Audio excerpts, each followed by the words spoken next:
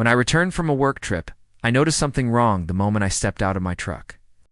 My driveway was littered with shattered plastic, ripped wires, and metal brackets.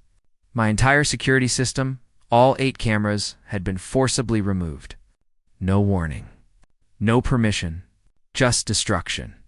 A bright orange violation notice was taped crooked on my door. Authorized surveillance equipment removed to protect community privacy. The problem?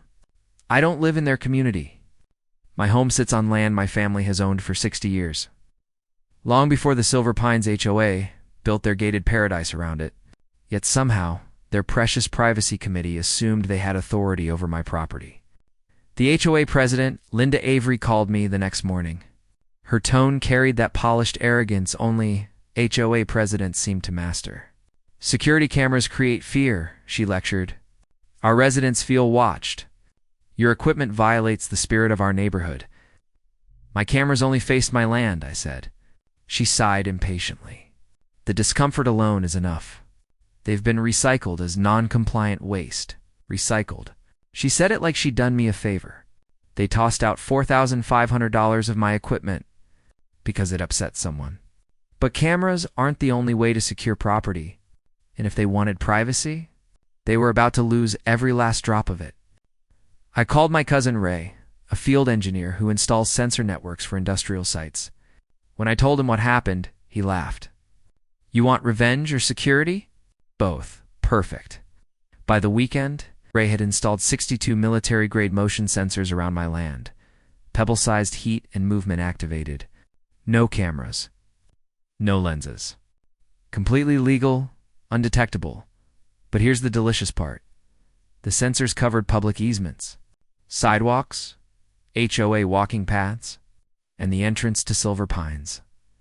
Every beep on my phone came with exact timestamps and movement trails. And what those trails revealed was chaos. HOA treasurer Mark Benson sneaking into a resident's backyard at midnight. Linda Avery cutting through my private field every morning with her unleashed dog. Teens vandalizing HOA property, then blaming outsiders. A board member tossing bags of construction debris behind my shed. I documented everything. Not to blackmail, to protect myself. 2 weeks later, Linda showed up at my door, pale and rattled. "Your sensors are creating issues," she stuttered. "Residents feel monitored." "Monitored?" I asked. "By sensors that tracked public movement?" "Sounds like a community problem." She swallowed hard. "We want to resolve this properly." Within days, the HOA offered full reimbursement for all destroyed cameras, a written agreement confirming they have zero authority over my land, a formal apology permission to reinstall any security system I want. They even asked if I'd be willing to share sensor access with their security team. I said yes. Not for them, but because it meant they'd rely on the very surveillance they tried to kill.